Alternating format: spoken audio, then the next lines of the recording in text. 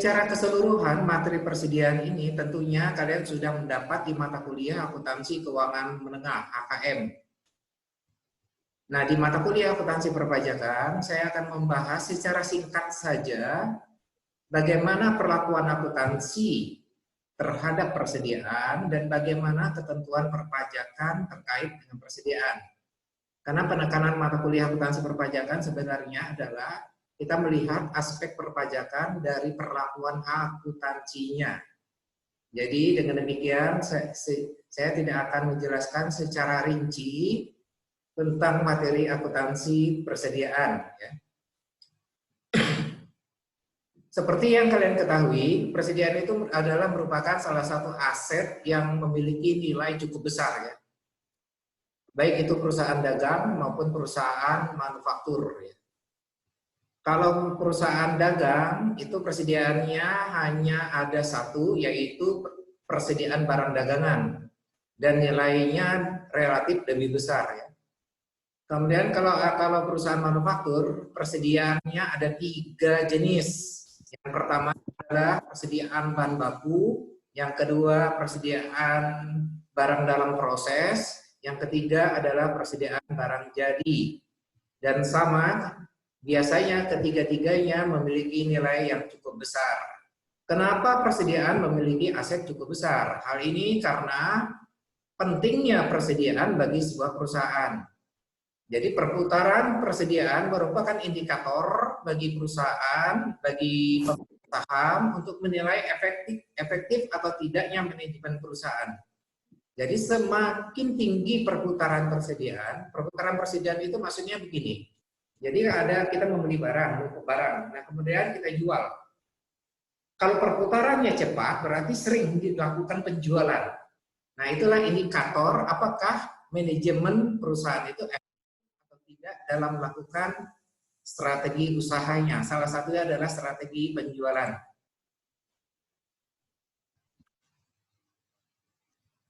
Ketentuan akuntansi yang mengatur tentang persediaan itu ada dalam PSAK nomor 14.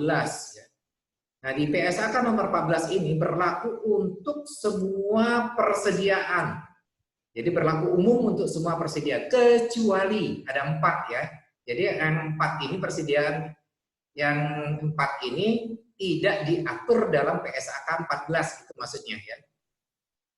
Apa perkecualiannya? Yang pertama adalah persediaan dalam pekerjaan dalam proses. Ya, maksudnya persediaan dalam proses yang timbul akibat dari kontrak konstruksi. Nah, persediaan dalam proses yang timbul akibat kontrak konstruksi itu diatur tersendiri di dalam PSAK nomor 34. Jadi tidak diatur dalam PSAK 14. Tapi oleh PSAK 13, nomor 34. Kemudian perkecualian keduanya adalah persediaan dalam instrumen keuangan. Itu diatur terpisah, yaitu melalui PSAK 50 dan 55. Kemudian perkecualian yang ketiga adalah persediaan yang dimiliki oleh produsen produk agrikultur dan kehutanan, itu diatur terpisah melalui PSAK nomor 69. Kemudian yang keempat, perkecualiannya adalah persediaan yang dimiliki oleh piala pedagang komoditas yang mengatur persediaannya pada nilai wajar dikurangi biaya untuk menjual. Jadi ada 4 perkecualian persediaan yang tidak diatur dalam PSAK 14. Sedangkan secara umum diatur dalam PSAK 14. Yaitu ya, ketentuan standar akuntansi terkait persediaan. Sekarang kita lanjutkan. Apa sih yang dimaksud dengan persediaan? Persediaan adalah aset yang tersedia untuk dijual dalam kegiatan usaha biasa, dalam proses produksi untuk penjualan tersebut, atau dalam bentuk bahan atau perlengkapan yang digunakan dalam proses produksi atau pemberian jasa. Dari definisi ini sebenarnya itu sudah termasuk 2 jenis usaha, yaitu perusahaan dagang dan perusahaan manufaktur. Ya. Jadi kalau pengertian perusahaan dagang tadi, persediaannya kan tadi saya jelaskan cuma satu, yaitu persediaan barang dagangan. Ya, artinya dia beli untuk dijual kembali. Tetapi kalau perusahaan manufaktur, persediaan itu ada 3, Yang pertama adalah bahan baku, persediaan bahan baku, kemudian persediaan bahan baku ini diproses, nanti dia akan menjadi persediaan barang dalam proses, nanti barang dalam proses ini dikerjakan dan selesai, dia berubah menjadi persediaan barang dalam jadi. Jadi maka dalam persediaan manufaktur ada 3 jenis persediaan. Ya. Nah, itulah klasifikasi persediaan. Jadi tadi saya ulangi, persediaan barang dagang itu untuk perusahaan dagang, persediaan barang jadi untuk perusahaan manufaktur. Persediaan dalam proses itu yang untuk perusahaan manufaktur. Yang ketiga adalah persediaan bahan mentah untuk perusahaan manufaktur. Nah, persediaan itu dicatat dalam akuntansi berdasarkan harga perolehan atau istilah dalam PSAK biaya perolehan persediaan atau cost. Apa yang dimaksud dengan biaya perolehan persediaan?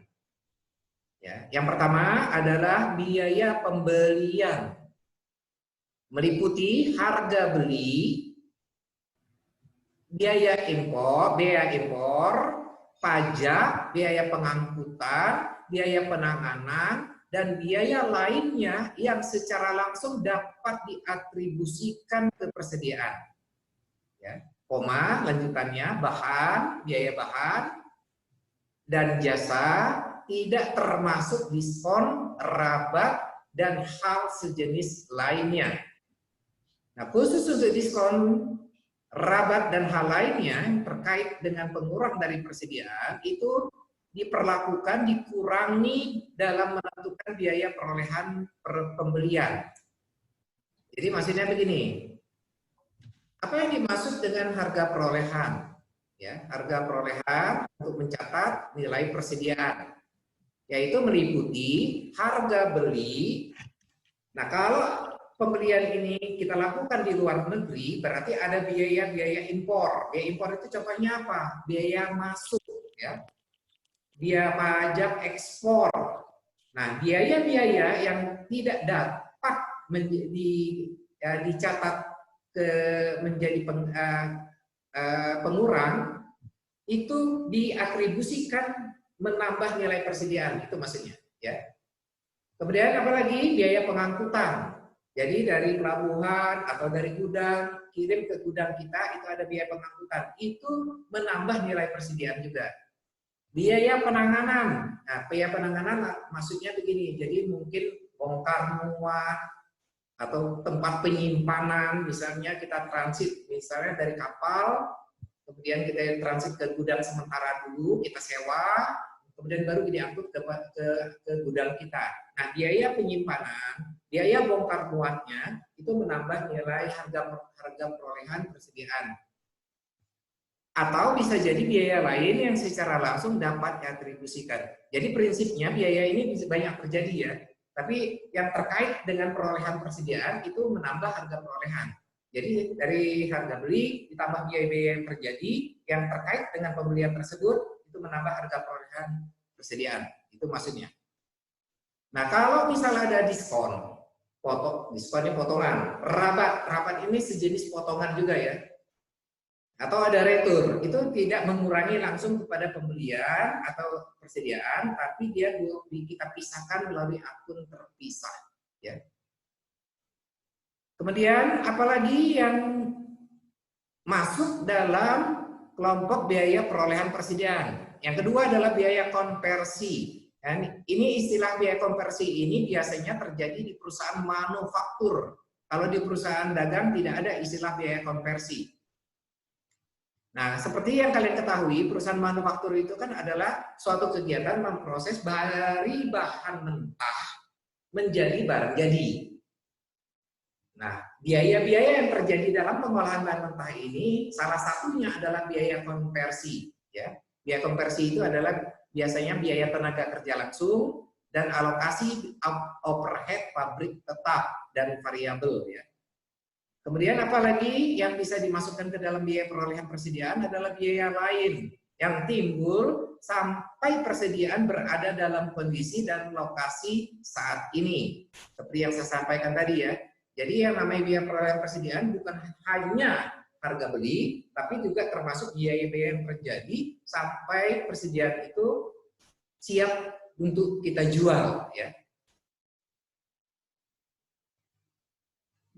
Ini adalah contoh jurnal terkait biaya perolehan persediaan. Misalnya kita harga beli, ini contoh satu.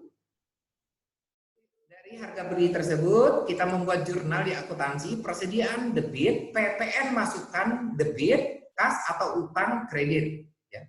Seperti yang kalian ketahui, setiap barang kena pajak, transaksi jual belinya objek PPN. Nah, kalau kita membeli barang ini berarti kita pun akan dikenakan PPN. Maka harga beli barang kita catat ke akun persediaan debit. Nah, PPN yang kita bayar kita catat dalam akun PPN masukan. Nah, total yang kita bayar ada di sebelah kredit dengan akun kas atau utang usaha di sebelah kredit. Nah, kemudian apabila terjadi biaya-biaya yang terkait langsung dengan pembelian tersebut, seperti contoh yang saya sampaikan tadi, biaya pengangkutan, biaya penanganan, biaya bongkar muat, ada biaya impor dan sebagainya, itu waktu terjadi pengeluaran kalian catat jurnal pengeluaran seperti biasa, biaya impor debit, kas kredit, biaya sewa gudang debit, kas kredit, biaya angkutan debit, kas kredit. Jadi jurnal seperti biasa pengeluaran kas. Nanti di akhir periode baru kita mencatat jurnal atribusi namanya. Jadi artinya biaya-biaya yang tadi pengeluaran yang kita debit, kita kreditkan dan kita pindahkan ke akun persediaan. Ya. Itu maksudnya seperti itu. Sekarang kita lanjutkan metode pencatatan persediaan. Metode pencatatan persediaan menurut akuntansi ada dua, yaitu metode periodik dan metode perpetual.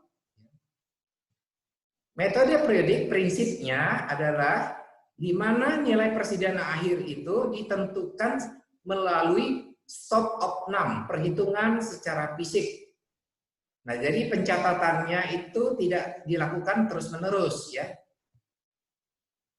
Nanti pada saat akhir periode dilakukan perhitungan fisik, maka nanti pada akhirnya kita akan mengetahui nilai persediaan akhirnya yang kita dapat dari hasil perhitungan fisik atau stock of num. Kalau terjadi pembelian barang, kita catat dalam akun pembelian. Kalau ada biaya transportasi masuk, biaya pengangkutan maksudnya kita debit ke akun terpisah, yaitu beban angkut. Apabila ada retur dan potongan pembelian serta diskon pembelian, kita catat dalam akun terpisah, retur pembelian, potongan pembelian, dan seterusnya, ya. Kemudian nilai persediaan akhir ditentukan dengan melakukan perhitungan fisik atau stock of num. Itulah metode periodik. Nah, metode periodik ini itu jarang digunakan, hanya untuk beberapa usaha tertentu saja, ya, yang menggunakan metode periodik. Jadi secara umum metode periodik jarang digunakan, kecuali untuk beberapa usaha tertentu saja. Misalnya pedagang eceran. Seperti yang kalian ketahui, pedagang eceran, contohnya kayak Alfamart, ya, kayak Indomaret atau toko-toko kelontong, barangnya banyak, jadi tidak mungkin melakukan pencatatan secara terus-menerus. Maka mereka umumnya menggunakan metode periodik. Jadi artinya penjualan dilakukan seperti biasa, persediaan tidak perlu dicatat secara terus-menerus. Jadi penjualan terus, nanti pada akhir periode baru mereka melakukan perhitungan fisik atau stock of num. Metode yang kedua adalah metode perpetual. Metode perpetual ini disebut dengan istilah metode pencatatan secara terus-menerus dan berkesinambungan. Nah, pencatatan untuk metode perpetual biasanya dibuat kartu persediaan. Nah, apabila misalnya perusahaan itu memiliki 10 item persediaan barang dagangan, misalnya ada 10, berarti ada 10 kartu yang harus kita buat. Kalau misalnya perusahaan itu memiliki barang dagangan ada 30, berarti kita harus membuat 30 kartu. Nah, kembali ke contoh yang tadi saya jelaskan, pedagang eceran. Kalau dia memiliki item barangnya ada 20.000, misal Untuk sabun pun ada beberapa varian. Kemudian ada untuk odol untuk beberapa varian. Beras pun beberapa varian. Dan seterusnya permen pun ada beberapa varian. Hingga total itemnya 20.000. Maka secara teori, kalau dia pakai metode perpetual, dia harus membuat 20.000 kartu. Nah, itu tidak mungkin ya. Maka umumnya pedagang eceran menggunakan metode periodik seperti yang saya jelaskan tadi. Nah, untuk metode perpetual seperti yang saya jelaskan, ini memerlukan kartu persediaan. Maka ketentuannya, apabila terjadi pembelian barang ya, maka dicatatlah melalui akun persediaan. Kalau metode periodik tadi dicatat dalam akun pembelian ya. Tapi kalau perpetual langsung ke akun persediaan.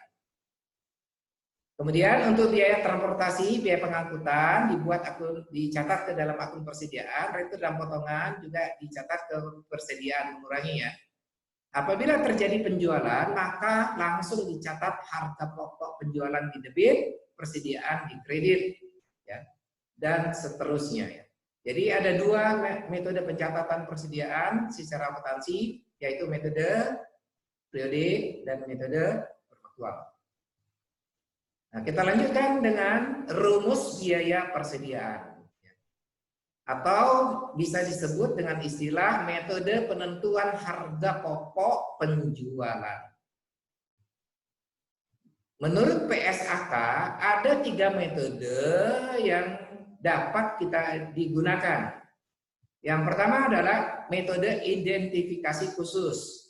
Metode ini berasumsi bahwa arus barang harus sama dengan arus biaya. Sehingga setiap kelompok barang diberi identifikasi dan dibuat kartu persediaan.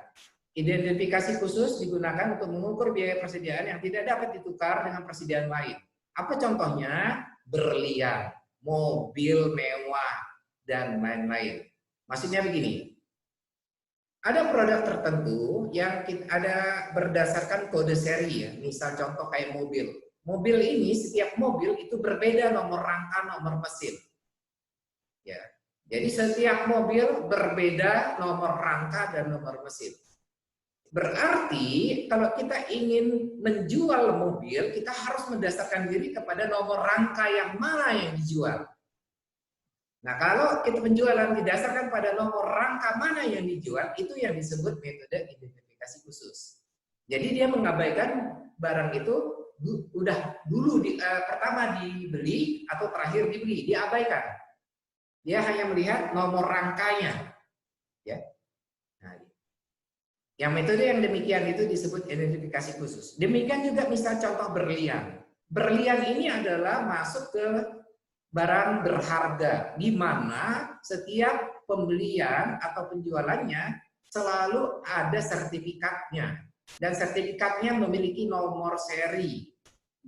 Jadi transaksi jual beli pembelian didasarkan pada sertifikat, ya, di mana tercantum nomor seri. Nah, nomor seri inilah yang kita sebut metode identifikasi khusus. Ya. Apa contoh lainnya lagi? Handphone misalnya. Seperti yang kalian ketahui, handphone ini kan ada nomor IMEI ya. Jadi setiap HP handphone memiliki nomor IMEI yang berbeda. Nah, kalau kita melakukan penjualan HP, kita merujuk ke nomor IMEI yang mana? Nah, merujuk kepada nomor IMEI yang mana ini, itu di dalam akuntansi disebut metode identifikasi khusus. Metode yang kedua sekarang, yaitu adalah MPKP, masuk pertama, keluar pertama, atau dikenal dengan istilah FIFO, first in, first out, masuk pertama, keluar pertama. Metode ini berasumsi bahwa unit persediaan yang pertama dibeli itu harus dijual terlebih dahulu, intinya. Sehingga yang terakhir, yang tertinggal dalam nilai persediaan akhir adalah nilai yang terakhir dibeli. Ya. Jadi kalau misalnya kita beli yang pertama, kita beli yang kedua, nah ketika terjadi penjualan, maka yang pertama ini yang kita jual dulu. Ya. Harga pokok yang pertama ini yang kita pakai. Itulah first in, first out. Yang ketiga adalah metode rata-rata tertimbang atau average. Metode ini berasumsi bahwa biaya setiap unit ditentukan berdasarkan biaya rata-rata tertimbang dari unit yang serupa pada awal periode dan biaya unit yang serupa yang dibeli atau diproduksi selama satu periode. Nah, metode ini kurang lebihnya itu dia antara jumlah nilai pembelian dibagikan dengan kuantitas ya. Misal contoh, pembelian pertama kita beli ada 10 dengan harga 15 ya. Kemudian pembelian berikut kita beli 30 dengan harga 12. Maka cara menghitung harga pokok rata-rata pembelian pertama totalnya berapa, pembelian kedua totalnya berapa, dijumlahkan dibagi dengan total quantity yang dibeli. Nanti dapat harga pokok rata-rata. Nah, kalau kita jelaskan secara lisan agak sulit, tapi kalau kita menggunakan kartu persediaan, lebih mudah kita menghitung harga pokok rata-ratanya. Itulah rumus biaya persediaan menurut akuntansi. Ada 3, metode identifikasi khusus, metode FIFO, first in, first out, yang ketiga adalah metode average. Nah, bagaimana ketentuan perpajakan terkait persediaan yang saya jelaskan tadi? Menurut ketentuan perpajakan, tidak ada aturan khusus mengenai perlakuan tentang persediaan. Pada prinsipnya, pajak mengikuti standar akuntansi. Itu dijelaskan di pasal 28 ayat 7 Undang-Undang Ketentuan Umum dan Tata Cara Perpajakan, di mana pembukuan diselenggarakan dengan cara atau sistem yang lazim dipakai di Indonesia, misalkan berdasarkan standar akuntansi keuangan, kecuali peraturan perundang-undangan perpajakan menentukan lain.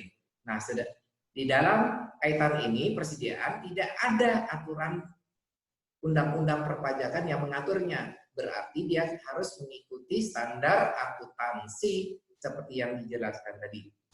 Kecuali ada beberapa yang diatur oleh Undang-Undang Perpajakan. Yang diatur Undang-Undang Perpajakan pertama terkait dengan barang dan jasa yang objek transaksi jual beli. Maaf.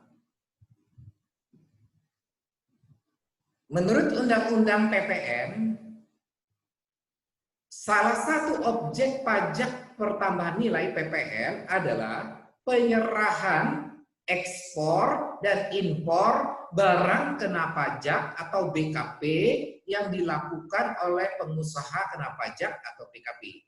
Jadi maksudnya begini. Terhadap transaksi pembelian, tentu yang kita beli adalah barang. Nah, pembelian barang ini pada prinsipnya merupakan objek PPN, kecuali ditentukan lain oleh undang-undang pajak. Ya. Nah, pengaturan atau perkecualian yang diatur oleh undang-undang pajak menyebutkan bahwa barang tersebut merupakan objek PPN jika penyerahan atau ekspor atau impor barang tersebut merupakan kelompok barang kena pajak BKP yang dilakukan oleh pengusaha kena pajak atau BKP. Jadi penjual dan pembeli syarat objek PPN harus PKP, pengusaha kena pajak. Nah, apa yang dimaksud dengan pengusaha kena pajak? Di bawahnya ada penjelasan, nanti saya jelaskan. Jadi transaksi pembeli dan penjual ini harus dua-duanya PKP. Kemudian barang yang diserahkan dari penjual ke pembeli, ada barang diserahkan. Nah, barang itu harus merupakan barang kena pajak. Nah, apa pengertian barang kena pajak? Akan saya jelaskan, ada penjelasan di bawahnya. Barang kena pajak atau BKP adalah barang yang dikenai pajak pertambahan nilai atau PPN berdasarkan Undang-Undang PPN dengan tarif 10%. pada hakikatnya semua barang adalah BKP, barang kena pajak, kecuali ditentukan lain oleh Undang-Undang PPN. Ya, jadi pada prinsipnya setiap penyerahan barang antara penjual dan pembeli itu objek PPN dengan tarif 10%, kecuali ditentukan lain oleh undang-undang. Jadi ada barang tertentu yang tidak dikenakan PPN. Nah, apa saja barang-barang tertentu yang tidak dikenakan PPN, itu salah satunya adalah ada ketentuan barang yang tidak dikenakan PPN. Ada barang yang dibebaskan dari pengenaan PPN. Rinciannya itu ada di Undang-Undang PPN. Kalian bisa buka kembali materi perpajakan 1, ya. Kemudian istilah yang akan saya jelaskan adalah PKP, pengusaha kena pajak. Adalah orang pribadi atau badan yang melakukan penyerahan barang kena pajak atau jasa kena pajak dan telah memiliki peredaran usaha atau omset dalam 1 tahun. Maaf, saya ulangi. Telah memiliki peredaran usaha atau omset dalam 1 tahun lebih dari 4,8 miliar. Nah, orang pribadi atau badan yang memiliki peredaran usaha dalam 1 tahun lebih dari 4,8 miliar itu harus mendaftarkan diri untuk mendapatkan nomor pokok pengusaha kena pajak atau NPWP. Jadi maksudnya begini. Orang pribadi atau badan yang melakukan kegiatan penjualan barang, apabila dia omsetnya setahun memiliki jumlahnya 4,8 miliar per tahun, maka dia wajib mendaftarkan diri menjadi pengusaha kena pajak di kantor pajak. Ya. Apabila dia tidak mendaftarkan diri menjadi pengusaha kena pajak, maka dia akan dikenakan sanksi perpajakan. Karena sebenarnya dia setelah memenuhi syarat, omsetnya lebih dari 4,8 miliar, maka harus mendaftarkan diri. Ya. Nah, salah satu kewajiban pengusaha kena pajak PKP adalah menerbitkan faktur pajak untuk setiap penyerahan barang kena pajak atau jasa kena pajak. Jadi hanya pengusaha kena pajak yang dapat membuat faktur pajak. Apabila perusahaan atau badan tidak terdaftar sebagai pengusaha kena pajak atau PKP, maka tidak boleh menerbitkan faktur pajak ketika melakukan penjualan. Karena yang bisa menerbitkan faktur pajak hanya pengusaha kena pajak atau PKP. Siapakah PKP? Adalah orang atau badan yang melakukan penyerahan barang kena pajak yang memiliki total omset atau peredaran bruto dalam setahun lebih dari 4,8 miliar. Ya.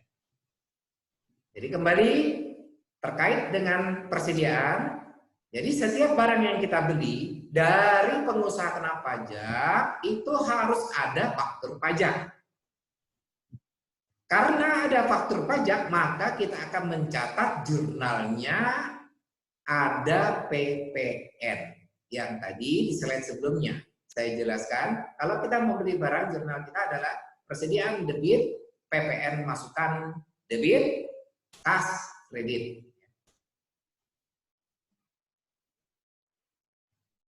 Menurut ketentuan pajak, metode pencatatan persediaan berdasarkan harga perolehan. Berarti ini sama seperti ketentuan akuntansi. Nah, cuman definisi harga perolehan menurut pajak adalah harga beli dan biaya yang dikeluarkan dalam rangka memperoleh atau membuat barang persediaan. Jadi pada prinsipnya sebenarnya definisi pajak ini sama seperti definisi akuntansi, cuman redaksionalnya yang sedikit berbeda. Tapi pajak punya perkecualian. Kecuali jika pihak yang bertransaksi tersebut dalam hubungan istimewa. Yang disebut istilah hubungan istimewa dalam pajak itu ada 3 elemen, 3 unsur. Yang pertama adanya hubungan keluarga, yang kedua ada hubungan pemilikan, Yang ketiga ada hubungan penguasaan. Ya. Nah, apabila ada di antara penjual dan pembeli ada hubungan keluarga, maka transaksi di antara kedua pihak ini disebut transaksi dalam hubungan istimewa. Demikian juga apabila antara penjual dan pembeli ada hubungan pemilikan saham. Jadi PT ini penjual memiliki saham di perusahaan yang pembeli ini, maka dia memiliki hubungan istimewa. Atau bisa juga karena unsur penguasaan, artinya PT A menguasai PT B, PT A penjual, PT B pembeli, maka hubungan transaksi mereka jual beli ini disebut dalam hubungan istimewa. Apakah dilarang transaksi di antara pihak-pihak yang memiliki hubungan istimewa? Pada prinsipnya tidak dilarang. Yang penting harga transaksi di antara kedua pihak tersebut masih menunjukkan harga wajar. Yang dimaksud harga wajar adalah harga pasar yang berlaku juga untuk pihak-pihak independen di luar pihak yang memiliki hubungan istimewa. Artinya, apabila si PT A menjual kepada PT Z, independen ya, harganya harus sama seperti dia menjual kepada PT B. Jadi tidak ada perlakuan khusus terhadap harga terhadap PT B, walaupun mereka memiliki hubungan istimewa. Itu yang penting menurut pajak. Nah, ini ada keterangan ya di pasal 2 ayat 1 Undang-Undang PPN, pasal 10 Undang-Undang PPH menjelaskan bagaimana transaksi di antara pihak-pihak yang memiliki hubungan istimewa harus menggunakan harga wajar, harga jual yang berlaku normal ya, yang sama seperti pihak lain. Nah, sekarang kita masuk ke metode pencatatan harga pokok ya, menurut ketentuan pajak. Persediaan dan pemakaian persediaan untuk penghitungan harga pokok dinilai berdasarkan harga perolehan yang dilakukan dengan cara yang pertama, mendahulukan persediaan yang diperoleh pertama atau FIFO. Kemudian yang kedua, rata-rata atau average. Tidak diperkenankan melakukan penilaian persediaan dengan menggunakan harga pasar yang lebih rendah dari harga pokok atau harga perolehan. Jadi menurut ketentuan perpajakan, metode pencatatan persediaan itu hanya dua metode, yaitu FIFO dan average. Sebenarnya prinsipnya sama seperti ketentuan akuntansi yang seperti saya jelaskan di slide sebelumnya. Pajak tidak memperkenankan melakukan penilaian persediaan dengan menggunakan metode harga pasar yang lebih rendah dari harga pokok atau perolehannya.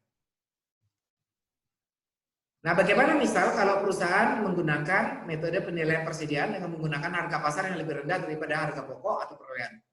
Secara prinsip boleh saja dilakukan oleh perusahaan, tetapi nanti di akhir tahun akan dihitung ulang dengan menggunakan salah satu metode yang diperkenankan pajak ini, kemudian nanti terdapat selisih persediaan. Nah, selisih itu akan dilakukan koreksi fiskal pada akhir tahun. Pencatatan sedapat mungkin dilakukan dengan metode perfaktual menurut ketentuan pajak ya. Kecuali untuk usaha-usaha yang karena sifatnya mengalami kesulitan untuk menggunakan metode perfaktual seperti pedagang eceran. Yang penting metode yang dipilih harus diterapkan secara taat azas atau konsisten. Ini berdasarkan ketentuan pasal 10 ayat 6 Undang-Undang PPH. Tadi saya sudah menjelaskan bahwa untuk pedagang eceran boleh tidak menggunakan metode perfaktual, tapi bisa menggunakan metode periodik menurut akuntansi ya. Dan pajak pun membolehkannya, jadi tidak bertentangan dengan ketentuan akuntansi. Nah, persediaan meliputi barang-barang yang baik yang ada di wajib pajak dalam perjalanan maupun yang dititip kepada pihak lain atau konsinyasi. Jadi yang namanya nilai persediaan barang dagangan yang dimiliki oleh perusahaan itu meliputi barang yang ada di diri dia sendiri atau barang yang masih dalam perjalanan dan termasuk barang yang berada di pihak lain yang kita titipkan ya, atau disebut barang konsinyasi. Untuk barang konsinyasi sekarang ini lagi tren banyak digunakan di perusahaan. Contohnya, seperti Alfamart. Alfamart yang kalian berada di lingkungan kalian tersebut, yang ada di lingkungan tempat tinggal kalian, itu adalah barang-barang konsinyasi yang berasal dari perusahaan induk, ya, perusahaan pemilik barang. Ya. Karena prinsipnya Alfamart ini itu bukan Alfamart yang dibuka ini bukan milik dari kantor pusat, tapi adalah milik investor. Mereka terikat perjanjian kerjasama waralaba namanya. Jadi kalau ini pusat, ini ada investor menggunakan merek Alfamart, dia membuka cabang Alfamart di sebuah tempat, di sebuah jalan, di sebuah kota. Nah, pemiliknya untuk cabang ini adalah investor, bukan perusahaan induk. Nah, untuk barang-barangnya adalah barang-barang induk yang dititipkan di investor. Nah, itu adalah barang konsinyasi. Maka nilai persediaan barang yang ada di investor ini, di cabang Alfamart ini, adalah milik kantor pusat. Ya.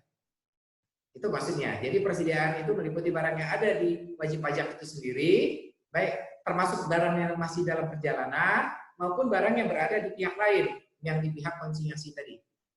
Itu masuk penjelasannya. Ya. Kita masuk ke contoh A, yaitu tentang perfaktual dan periodik. Ya. Mungkin di soal ini saya tidak rinci, kalian bisa baca lebih detail ya nanti ya. Mudah kalian memahami, karena di soal ini ada juga penyelesaiannya. Ini contoh saja. Tanggal 3 Maret, PT Lensa Pajak membeli barang dagangan secara kredit 50 komputer dengan total harga 275 juta, harga sudah termasuk PPN. Hati-hati. Jadi harga beli ini sudah termasuk PPN ya. Karena harga bisa juga harga sudah termasuk PPN atau harga belum termasuk PPN. Kemudian pada tanggal 31 Maret, PT Lensa Pajak menjual 30 komputer, unit komputer dengan harga jual masing-masing 6.500.000 belum termasuk PPN. Jadi kalau dia beli sudah termasuk PPN, dia menjual belum. Nah, buatlah jurnal terkait apabila PT Lensa Pajak sebagai pengusaha kena pajak. Yang kedua, jika PT Lensa Pajak tidak sebagai pengusaha kena pajak. Jadi apa yang membedakan? Kalau pengusaha kena pajak dia memungut PPN, kalau tidak sebagai pengusaha pajak berarti dia tidak boleh memungut PPN atau menerbitkan faktur pajak. Perbedaannya itu ya. Nah, bagaimana definisi pengusaha kena pajak? Tadi saya sudah jelaskan ya, masih ingat kan tadi? Yaitu apabila orang pribadi atau badan memiliki peredaran bruto lebih dari 4,8 miliar per tahun. Oke. Nah, untuk jurnal, kalian lihat di sini ada perbedaan untuk metode perfaktual dan metode periodik ya. Misalnya PT Lensa Pajak yang membeli barang tersebut sebagai pengusaha kena pajak. Maka ketika waktu tanggal 3 Maret dia membeli 50 unit komputer, maka langkah pertama kita, karena ini harga 775 juta ini sudah termasuk PPN, maka kita harus keluarkan dulu nilai PPN-nya. Cara mengeluarkannya adalah harga barang sama dengan 100 bagi 110 kali 275 juta totalnya. Maka kalian akan dapat harga barangnya adalah 50 juta. Sedangkan untuk PPN-nya adalah 10 bagi 110 kali 275 juta. Maka PPN-nya adalah 25 juta. Nah, dari cara perhitungan ini kalian sudah dapat pemisahan. Harga barang 250 juta, PPN 25 juta. Jadi total barang, harga pembelian barang adalah 275 juta. Nah, jurnal yang kita buat, kalau menggunakan metode perfaktual, kita menggunakan akun persediaan ini. Sedangkan untuk metode periodik kita menggunakan akun pembelian. Perbedaan cuma di situ saja. Ya. Kemudian jangan lupa kita menghitung juga harga pokok per unit, yaitu nilai persediaannya ini. Nilai persediaan dibagi dengan kuantitinya. Kuantitinya 50. Jadi harga per unitnya adalah harga pokoknya 5 juta per unit. Kemudian terjadi penjualan di tanggal 31 Maret 30 unit. Maka kita punya harga jual kita lihat di soal belum termasuk PPN. Jadi Kita hitung penjualannya, harga jualnya 6,5 juta kali 30 unit, total 195 juta. PPN-nya adalah 10% kali 195 juta. Sehingga PPN yang kita dapat 19,5 juta. Jurnal yang kita buat adalah, kalau menggunakan metode perfaktual, ada 2 jurnal yang kita buat. Yang pertama adalah jurnal penjualan, ini. Kemudian yang kedua adalah jurnal pengakuan harga pokok yang di bawahnya. Angkanya kita dapat dari perhitungan penjualan 195 juta taruh di kredit. Kemudian PPN keluarannya taruh di kredit, karena kalau PPN yang dipungut terhadap transaksi penjualan disebut istilah PPN keluaran. Kalau PPN dibayar terkait dengan pembelian, kita akunnya adalah PPN masukan. Ya. Nah, PPN keluarannya 19,5 juta taruh di kredit, sehingga uang kas yang kita terima dari penjualan tersebut 214 juta, 214,5 juta ya. Kemudian karena ini metode perfaktual, diikuti jurnal keduanya pengakuan harga pokok. Harga pokok penjualan di debit, persediaan di kredit. Angkanya berasal dari perhitungan harga pokok. Harga pokok per unit, lihat pembelian. Di pembelian harga pokok per unit barang yang kita beli adalah 5 juta. 5 juta kali 30 unit, total 150 juta. Nah, angka ini kita masukkan ke dalam jurnal harga pokok debit persediaan kredit 150 juta. Itu kalau kita menggunakan metode perfaktual. Nah, bagaimana kalau kita menggunakan metode periodik? Cukup satu jurnal penjualan saja. Jurnal harga pokok tidak perlu kita buat. Jurnalnya sama seperti metode perfaktual, kas atau bank debit, PPN keluaran kredit, penjualan kredit. Bagaimana misal transaksi tersebut dilakukan oleh perusahaan PT Lensa Pajak tidak sebagai pengusaha kena pajak? Cara menjurnalnya prinsipnya sama dengan yang pertama tadi. Yang berbeda adalah tidak ada PPN masukan dan tidak ada PPN keluaran waktu menjual. Karena pengusaha yang bukan pengusaha kena pajak tidak boleh memungut PPN atau menerbitkan faktur pajak. Oke. Sekarang kita masuk contoh metode pencatatan perfaktual dengan menggunakan FIFO dan average. Ya. Sama seperti contoh yang pertama tadi, hanya saja di sini saya menambahkan pembeliannya terjadi 2 kali. Pertama pembelian tanggal 3 Maret, yang kedua adalah pembelian tanggal 15 Maret.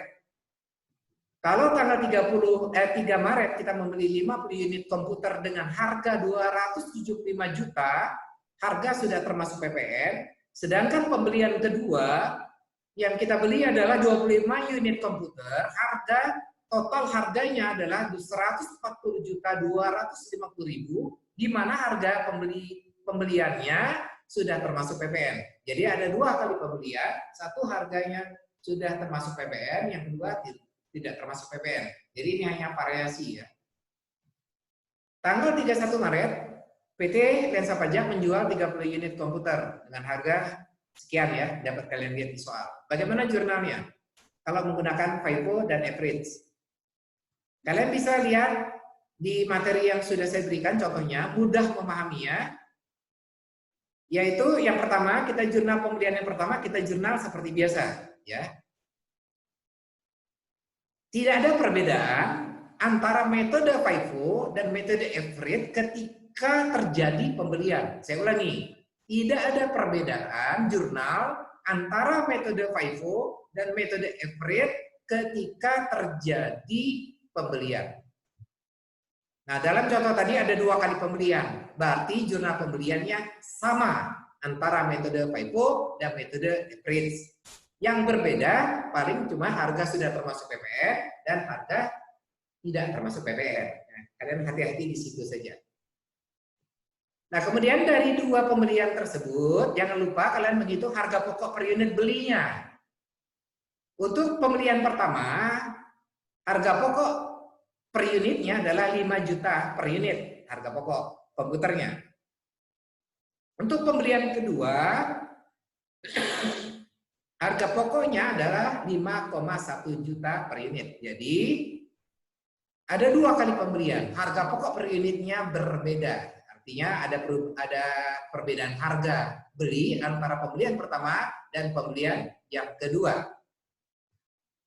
Kemudian yang transaksi berikutnya, kalian perhatikan pada saat terjadi penjualan.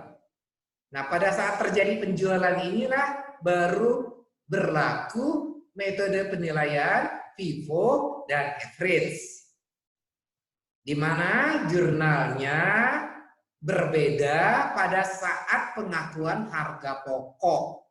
Ya. Kalian perhatikan di metode FIFO. Di jurnal kedua terkait pengakuan harga pokok, yang ini. Jurnalnya sama, harga pokok debit, persediaan kredit. Angkanya, hati-hati kita harus menghitung dengan metode FIFO, first in, first out. Berapa yang kita jual? 30 unit. Berarti 30 unit ini harus kita ambil dari pembelian yang pertama masuk, yaitu yang dari harga ini. Harga ini adalah 5 juta, di sini disebutkan. Jadi dengan demikian, ini dengan harga pokok 5 juta, totalnya 150 juta. Jadi jurnal ini kita buat dengan angka HPP debit 150 juta debit, persediaan di kredit 150 juta. Nah, bagaimana dengan metode average? Metode average prinsipnya harus harga pokok penjualan didasarkan pada harga pokok rata-rata. Nah, sekarang harga pokok rata-rata bagaimana cara menghitungnya? Nah, sekarang coba kalian perhatikan di sini. Pembelian pertama totalnya kan 250 juta ini. Untuk beli berapa? 50 unit ini ya. Oke. Ini total 250 juta pembelian. Ini adalah kuantitinya 50. Pembelian kedua totalnya adalah 127 juta 127,5 juta ini. Perhatikan pembelian kedua harga beli barangnya. Harga pokok barang keseluruhan 127,5 juta. Berapa jumlah barang yang dibeli? 25 unit. Jadi cara menghitung harga pokok rata-rata untuk pembelian cara menghitung harga pokok rata-rata untuk penjualan, caranya total barang yang kita beli pertama ditambah dengan total harga barang pembelian kedua dibagi dengan jumlah unit yang kita beli, yaitu 50 ditambah 25. Ini rumusnya. Nah, jadi saya ulangi, total harga beli pembelian pertama ditambah dengan total harga beli pembelian kedua dibagi dengan jumlah kuantiti barang yang kita beli pertama ditambah dengan pembelian kedua. Nah, hasil pembagiannya dapatlah angka 5,033 juta atau 5.033.000. Nah, inilah yang disebut harga pokok rata-rata. Sekarang kita menghitung harga pokok penjualan yang terhadap 30 unit ini. Caranya 30 unit kali harga pokok rata-rata, totalnya 150,99 juta. Ini angka ini kita masukkan ke dalam jurnal pengakuan harga pokok waktu terjadi penjualan menurut metode average. Jadi kalau kalian perhatikan, metode FIFO dan average menghasilkan angka harga pokok yang berbeda. Oke? Saya kira kalian bisa memahaminya dari penjelasan saya tadi. Sekarang saya lanjutkan metode penilaian tambahan persediaan. Jadi kembali saya ulangi, jadi persediaan dicatat sebesar harga perolehan. Tetapi akuntansi juga memberikan beberapa metode penilaian tambahan selain harga perolehan tadi.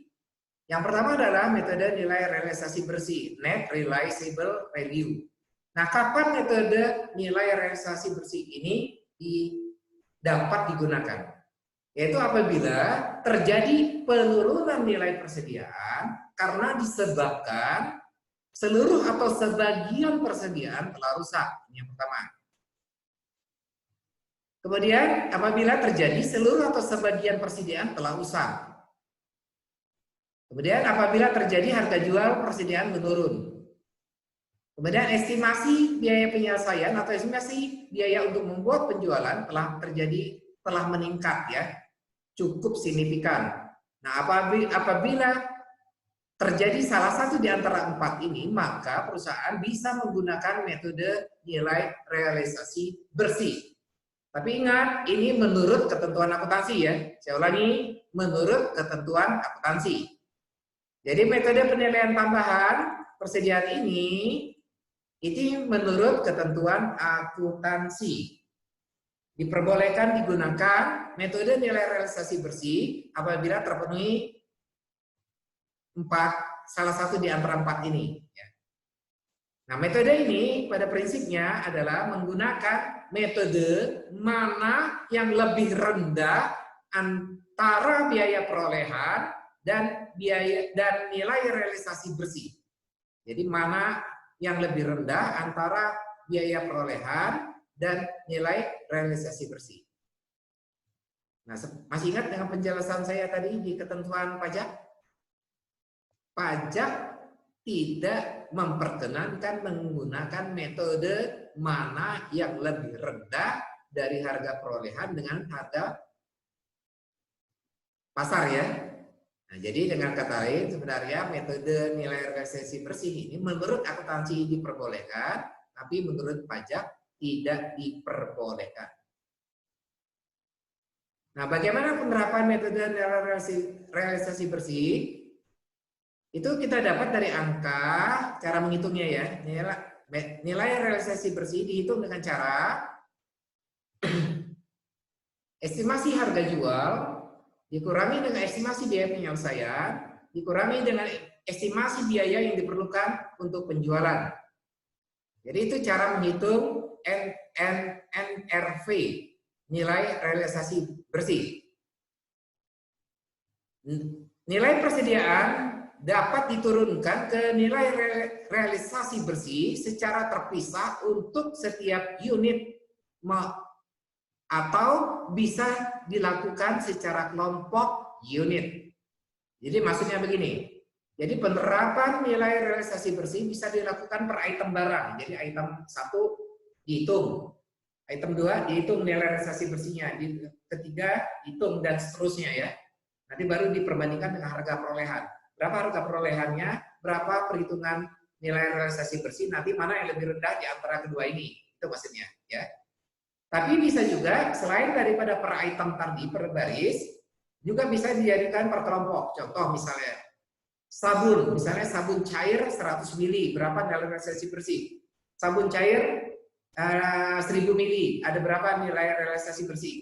Sabun cair yang 2000 ml, ada berapa nilai realisasi bersih? Itu namanya per item.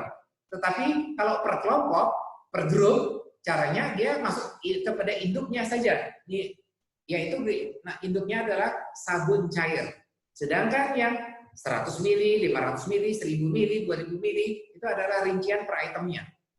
Nah, jadi penggunaan metode ini bisa terhadap per item ini atau bisa juga terhadap kelompoknya saja, grupnya. Ya. Ada dua metode yang bisa digunakan untuk mencatat 4 efek penilaian ketersediaan pada nilai realisasi bersih. Yang pertama adalah metode harga pokok penjualan atau COGS method, atau disebut juga dengan istilah metode langsung. Di mana jurnalnya dicatat HPP debit persediaan kredit. Jadi kalau menggunakan metode harga pokok penjualan COGS, jurnalnya HPP debit persediaan kredit. Metode yang bisa digunakan kedua adalah metode kerugian atau loss method atau disebut dengan metode tidak langsung, di mana jurnalnya kerugian dicatat di sebelah debit, cadangan penurunan nilai persediaan dicatat di sebelah kredit. Kalian perhatikan jurnalnya berbeda. Nah, ini adalah contohnya penerapan metode nilai realisasi bersih. PT Lensa Pajak di bidang manufaktur memiliki persediaan yang belum selesai work in process atau WIP. Dengan biaya perolehan, berarti ini harga perolehan ya, 950. Dan harga jual barangnya 1000. Jadi harga jual 1000, harga pokoknya 950. Kemudian diketahui perkiraan biaya menyelesaikan barang dalam proses tersebut sebesar 50. Kemudian diketahui estimasi biaya untuk menjual 200. Data-data ini penting dalam rangka kita menghitung nilai realisasi bersih. Seperti yang tadi saya jelaskan di slide sebelumnya, cara menghitung nilai realisasi bersih adalah harga jual dikurangi dengan estimasi biaya menyelesaikan, dikurangi dengan estimasi biaya untuk penjualan. Nah, kemudian kita dapat menghitung angkanya, harga jual 1000 kurangi dengan biaya untuk menyelesaikan 50, dikurangi dengan biaya untuk menjual 200. Jadi nilai realisasi bersih untuk item barang, satu item barang tersebut angkanya sebesar 750. Nah, harga perolehannya 950 di sini ya. Jadi otomatis kalau kita gunakan mana metode yang lebih rendah di antara harga biaya perolehan dengan nilai realisasi bersih, maka dari contoh sederhana ini kita dapat nilai realisasi bersih lebih rendah daripada biaya perolehan. Dengan demikian akan berkurang persediaan kita sebesar 200 rupiah ya. Jadi angka semulanya 950, kemudian setelah kita hitung nilai realisasi bersih dapat angka 750, maka nilai 950 harus kita kurangi 200 sehingga menjadi 750. Itu cara menghitung nilai realisasi bersih. Nah, jurnal yang kita buat, apabila kita menggunakan metode nyata langsung atau metode kerugian, masih loss method yang tadi saya jelaskan, maka jurnal yang kita buat adalah rugi penurunan nilai persediaan debit, cadangan penurunan nilai persediaan kredit sebesar angka 200. Jika menggunakan metode harga pokok atau COGS, maka jurnal yang kita buat adalah harga pokok penjualan debit, persediaan kredit sebesar angka 200. Jadi dua metode ini pada prinsip angka yang sama, cuman akun di debit dan kredit yang berbeda. Ini adalah penerapan metode mana yang lebih rendah antara biaya perolehan dengan biaya nilai realisasi bersih ya, seperti yang saya jelaskan tadi. Cuman contoh ini untuk setiap unit persediaan. Kalian perhatikan di sini ada item barang kurang lebih ada 5 ya. Kalian bisa lihat sini food stock, jenis persediaan makanannya. Nah, kemudian di 5 item barang ini diketahui harga perolehannya, cost-nya masing-masing yang sudah kita catat dalam jurnal ya. Nah, kemudian kita hitung nilai realisasi bersihnya. Nah, nilai realisasi bersih ini berdasarkan angka perhitungan, yaitu harga jual dikurangi dengan estimasi biaya menyelesaikan, dikurangi dengan estimasi biaya untuk menjual. Yang contoh seperti contoh 1 tadi. Misalnya dalam soal sudah diketahui, misalnya seperti ini. Saya ulangi, nilai realisasi bersihnya dianggap per item barangnya sudah diketahui. Maka untuk pencatatan nilai persediaan, kita mencatat mana yang lebih rendah antara biaya perolehan atau cost dengan nilai realisasi bersih. Maka setelah kita perbandingkan, untuk item barang pertama, spinach, itu spinach ya, yang lebih rendah adalah harga perolehan. Maka kita catat 80.000. Demikian juga barang kedua, yang lebih rendah adalah harga perolehan, catat 100. Untuk item barang ketiga, yang lebih rendah adalah nilai realisasi bersih 40.000, catat 40.000. Jadi lihat saja mana yang lebih rendah per item. Nah, nanti kita akan mendapat angka nilai persediaan akhir baru sebesar 384 juta. Yang sebelumnya dicatat sebesar harga perolehan sebesar 415.000. Maaf ya, tadi hasil metode mana lebih rendah menghasilkan nilai persediaan 304.000 ya, salah. Sedangkan menurut harga perolehan itu adalah 415.000. Sehingga nanti harga perolehan yang 415.000 kita turunkan supaya menjadi 344 dengan cara kita kurangi sebesar 31.000. Jurnal yang kita buat seperti ini. Kalau menggunakan metode seperti ini, kalau harga pokok seperti ini. Saya kira tidak perlu saya jelaskan, ya. Nah, bagaimana kalau dia pengelompokannya adalah per grup, ya, per kelompok.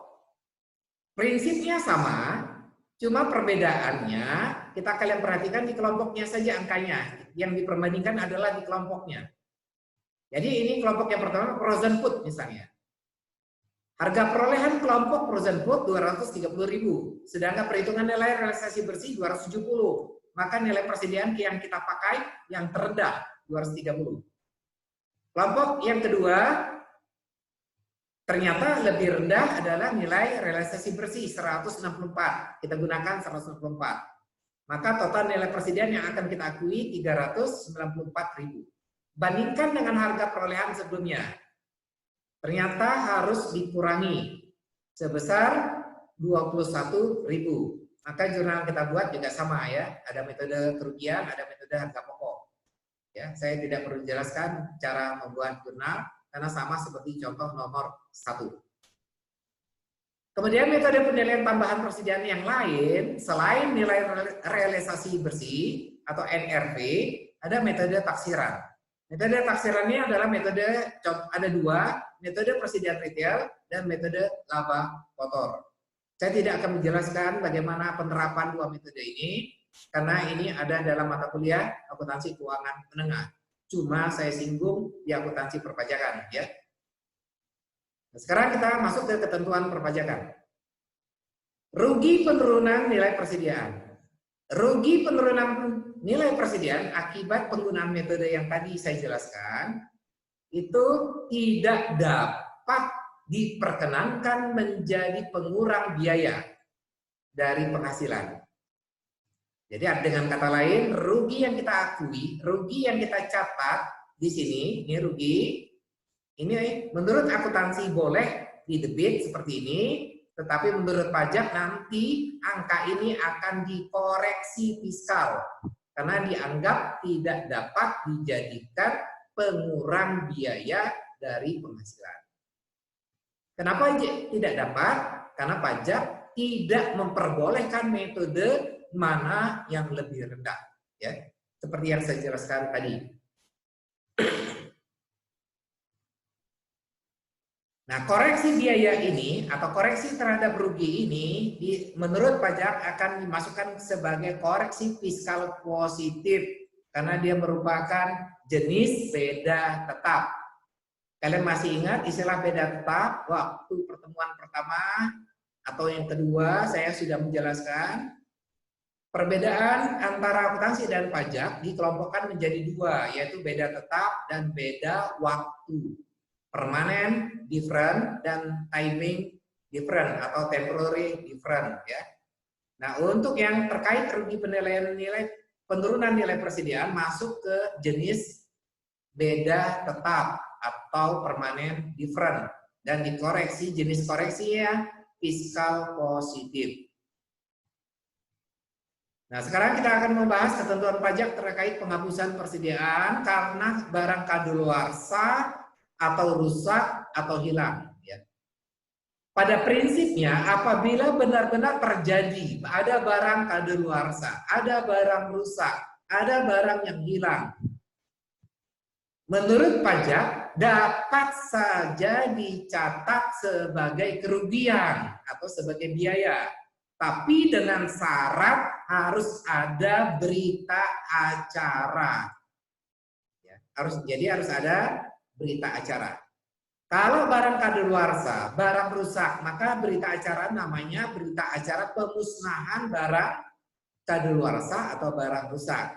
Nah, berita acara ini harus ditandatangani oleh pihak ketiga, seperti notaris, pihak RT, RW, dan kelurahan. Jadi saya ulangi, harus ditandatangani ada pihak ketiga. Jadi bukan hanya pihak-pihak yang ada di dalam perusahaan, harus ada pihak luarnya. Itu boleh notaris, boleh RT, RW, kelurahan. Selama ada berita acara ini, maka biaya kerugian akibat barang kadaluarsa, akibat barang rusak, itu dapat diakui biaya menurut ketentuan pajak. Sedangkan apabila barang hilang atau barang akibat kebakaran misalnya, prinsipnya dapat diakui biaya kerugian persediaan menurut pajak, asal ada lampiran berita acara kehilangan atau kebakaran yang berdasarkan surat dari pihak kepolisian. Jadi kalau misal perusahaan kebakaran, perusahaan barangnya hilang, kecurian, maka jumlah biaya kerugian ini dapat dicatat biaya di perusahaan, tidak dikoreksi pajak, dengan syarat harus adalah bukti berita acara kehilangan, berita acara kebakaran, disertai dengan surat dari kepolisian. Nah, ini adalah aturan-aturan yang mengaturnya. Itu ada untuk aspek PPN di pasal 12 Peraturan Pemerintah nomor 1 tahun 2012 tentang pelaksanaan Undang-Undang PPN ya. Kalian bisa dapat baca di sendiri sana. Ini adalah contohnya. Ini contoh ini kalian bisa baca sendiri di sana. Nah, saya jelaskan secara singkat. Persediaan ada 50 lusin harga pokok. Ada piring 50 lusin harga pokoknya 50.000, total 1 juta. Berdasarkan hasil pemeriksaan fisik stok of 6 ditemukan ada 46 bagus, 4 rusak ya. 4 lusin rusak. Total 50, 46 bagus, 4 rusak. Nah, terhadap 4 ini kita catat jurnal beban kerugian persediaan debit, persediaan kredit. Angkanya kalian bisa hitung ya. Nah, jurnal ini secara akuntansi diperbolehkan. Saya ulangi, jurnal ini secara akuntansi diperbolehkan. Tetapi menurut pajak, apabila tidak ada berita acara stop of 6 disertai dengan ada berita acara tentang kehilangan barang atau barang rusak, maka oleh pajak beban kerugian ini akan dikoreksi fiskal. Beban kerugian tidak dikoreksi selama ada lampiran berita acara stop of 6 ditambah dengan berita acara pemusnahan barang rusak. Ya.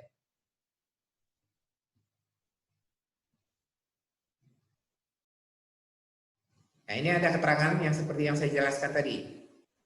Sekarang contoh 2, terjadi pencurian barang, total kerugian 21 juta, ya.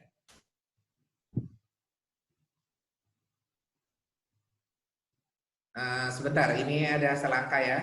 Jadi terjadi pencurian barang di gudang dengan total kerugian sebesar 21 juta. Ya, dan itu sudah dilaporkan kepada polisi dan sudah dibuatkan laporan polisi. Nah, ini yang paling penting ya, sudah dibuatkan laporan polisi.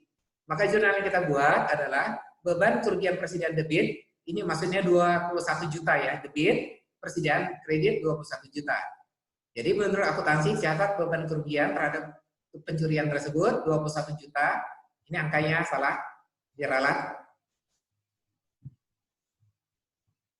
Kreditnya persediaan barang. Dan pada akhir tahun pajak tidak melakukan koreksi fiskal terhadap jurnal beban kerugian ini karena ada lampiran laporan kepolisian terhadap pencurian tersebut. Oke, saya kira itu materi kita hari ini.